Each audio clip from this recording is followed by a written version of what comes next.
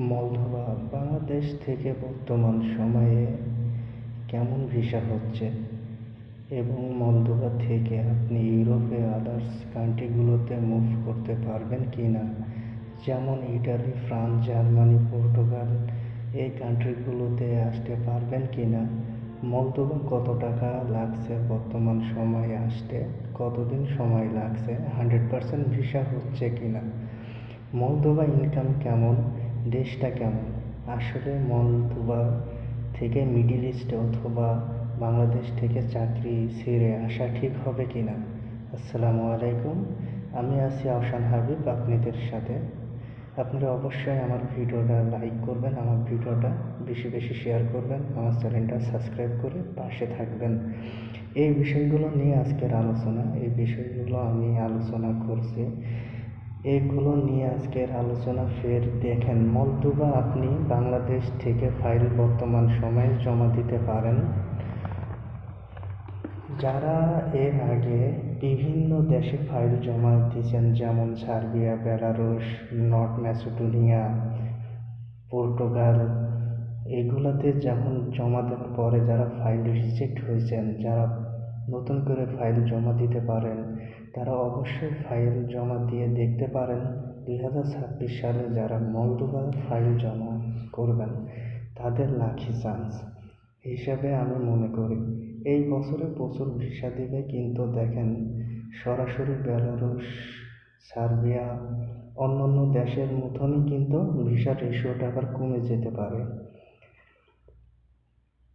নতুন হিসেবে দেশ যেমন প্রচুর ভিসা দিচ্ছে, আমি মনে করি 2026 সাল হিসেবে এখন ফাইল জমা দেওয়ার সুন্দর সময়। আপনি চাইলে ভালো মাধ্যমে, ভালো একটা এজেন্সি দেখে ফাইল জমা দিতে পারেন। এখন এদেশের ভিসা প্রচুর হচ্ছে, এদেশের ভিসা চালু আছে।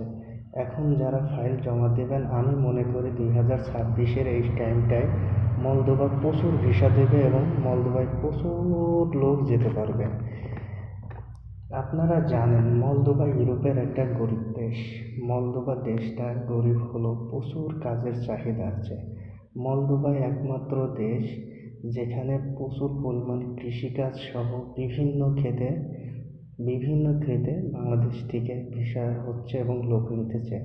মলদোভার ফাইল জমা দেওয়ার এই 2026 সালে যারা ফাইল জমা দেবেন, আশা করি তাদের ভিসা 100% হয়ে যাবে।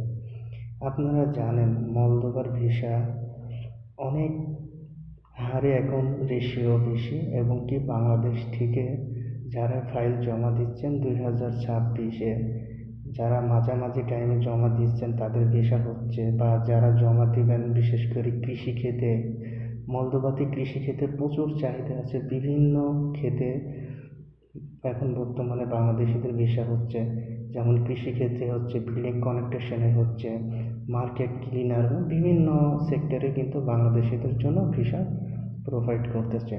আপনারা যারা জানেন এই টাইমটায় মলদোভাতে যাবেন, তারা অবশ্যই ফাইল জমা দিতে পারেন, বা আমরাও মলদোভার ফাইল প্রসেসিং করি। আমাদের এখানে যদি মনে করেন মলদোভার ফাইল জমা দিবেন, সেক্ষেত্রে আমরা 4 থেকে 5 মাসের ভিতরে আমরা ভিসা প্রসেসিং করতে পারবো।